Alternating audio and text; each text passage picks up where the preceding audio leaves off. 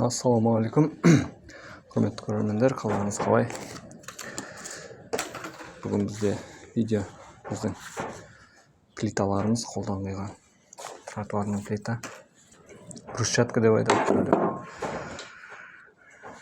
Жалпы бізде қалай болды қазір айта кететін боламын. Бірінші тұрған бізде бұрыштар сынған.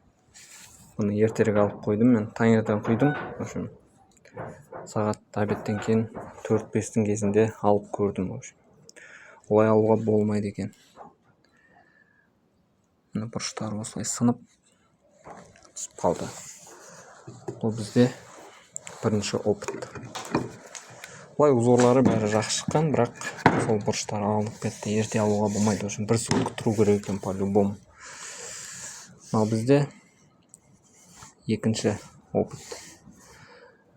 Мен бұны май жақтым бірінші мына қалыпқа. Сөйтіп осылай құйып көрген болатынмын. Маймен істеуге болады екен, бірақ качество дұрыс болмай қалады екен. Вроде бәрі нормально, бірақ бетінде осындай ауалар қалып қойған. Қанша вибрация берсем де, қанша ұрсам да, ауасын шығарсам да, осындай бетінде ауа қалып қояды екен. Сол үшін маймен істемеймін деп шештім. Бұл бізде екінші опыт. Біріншісін ерте алып қойдық, екіншісі маймен істедік. Ол маймен істегеніміз беті тегіс шықпады. Ал үшіншісі бізде. Үшіншісі көріп тұрғандарыңыздай үшін тема шықты ғой. Ешқандай майда құйған жоқпын. Ерте алған жоқпын.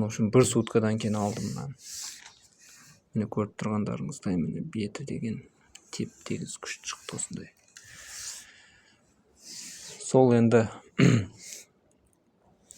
бүгін тағы екеуін құйып қойдым. Бұл жолы сабын араласқан су. Мен шайдым бірінші. Содан кейін осылай бетон құйып тастадым бетіне.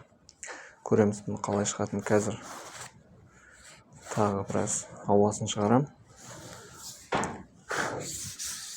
Тым болмаса, сол ештеңе қоймай, сумен шайып, қалай бар, солай құя берем. Осылай әдемі шығып отырса болды.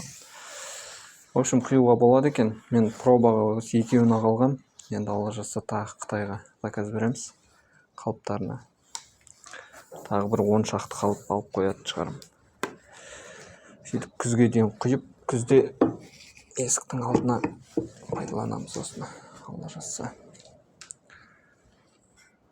Бұл да бір опыт болды. Жалпы осы қалай шыққан жайлы сіздермен бөлісейін деп. Білмеген жерлерім болса, ақылдарыңызды айтып, комментарияларыңызды жазып отырыңыздар. Каналға тіркеліп, лайк басып, поддержка беріңіздер. Жалпы осы амандықта кездескенше.